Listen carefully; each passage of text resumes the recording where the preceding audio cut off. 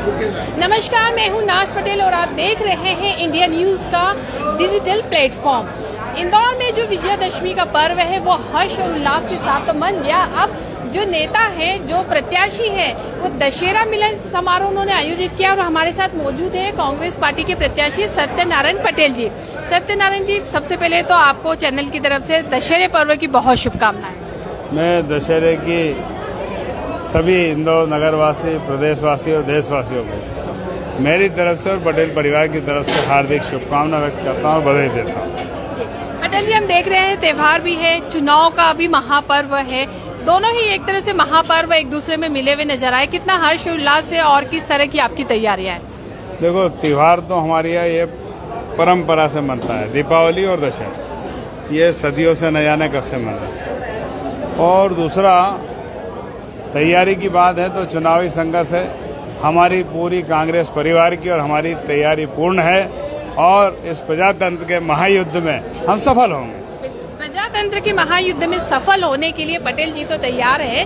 साथ ही हम उनसे पूछेंगे, बीजेपी में भी हम देख रहे हैं कि लगातार घमासान मचा हुआ है और जिस तरह से बीजेपी दावा कर रही है कि इस बार हम फिर से सरकार बनाएंगे। देखो, सवाल मध्य प्रदेश में इस बार कांग्रेस की सरकार बन रही है और 5 नंबर विधानसभा में हजारों वोटों से चुनाव जीतेंगे। लेकिन जिस तरह से महेंद्र हाडिया जी का भी माहौल है और वो लगातार वो यहाँ से विजयश्री हुए हैं, क्या कहेंगे आपकी किस तरह की इस बार खास रणनीति रहेगी? इस बार हमारी तैयारी पिछले 5 साल से है, कांग्रेस जनों की और हमारी और आम जन, चाहे समाज सेवी लोग हो, चाहे हमने हमारे जो स्तर पर सामाजिक, धार्मिक, राजनीतिक, सांस्कृतिक, चाहे बौद्धिक चर्चा हो, चाहे स्पोर्ट्स के कार्यक्रम हो और चाहे पर्यावरण को लेकर वृक्षारोपण की बात हो, हर मुद्दे पर, हर पहलू पर जनता की अदालत में हम पहुंचे हैं और हर पहलू पर हमने काम करने का प्रयास किया है। तो इस बार हम हजारों वोट से चुनाव जीत कर जाएंगे। ठीक है, तो ये थे सत्यनारायण पटेल जी, कांग्रेस प्रत्याशी। उनका यही कहना है कि वो पूरी तरह से तैयार है। कांग्रेस ने कई काम किए, उन्होंने अपने क्षेत्र में काम किए।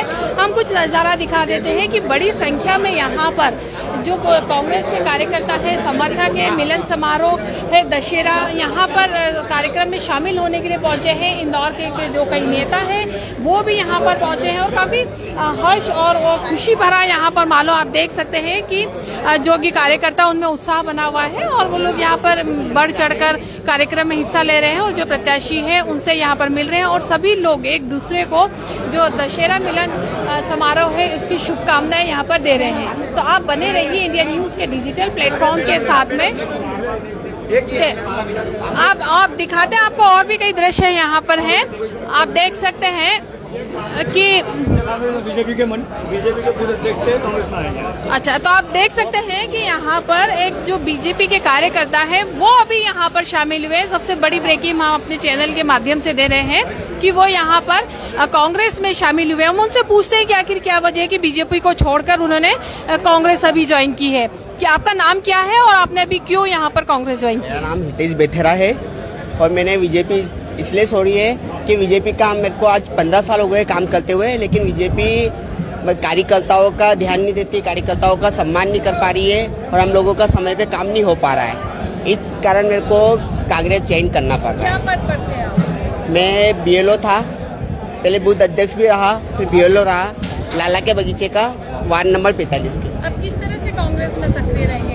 मैं कांग्रेस में बिल्कुल पूरे बादशाह भाई के तरफ से, सत्तू भैया के तरफ से मैं पूरा सक्रिय रहूँगा चुनाव में। सत्यनारायण जी कैसे हैं? सत्यनारायण जी बहुत रियल आदमी है, बहुत बढ़िया है, उनका व्यवहार बढ़िया है। आज उनको देखते हुए हमको खुद को 15 साल हो चुके हैं चुनाव रण में और वो बहुत अच्छे हैं कि हर गरीब का दर्द समझते हैं। तो अभी हमने अपने दर्शकों को दिखाया कि कुछ जो कार्यकर्ता है बीजेपी के वो शामिल हो गए हैं कांग्रेस में। तो कांग्रेस के लिए कहीं ना कहीं ये थोड़ी सी कह सकते हैं कि खुशी की बात है कि उनके कार्यकर्ता यहाँ पर बढ़े हैं। बहरहाल आप बने रहिए इंडिया न्यूज के डिजिटल प्लेटफॉर्म के साथ, क्योंकि हम आपको दिखाते हैं सटीक सच्ची खबरें। तब तक के लिए नमस्कार।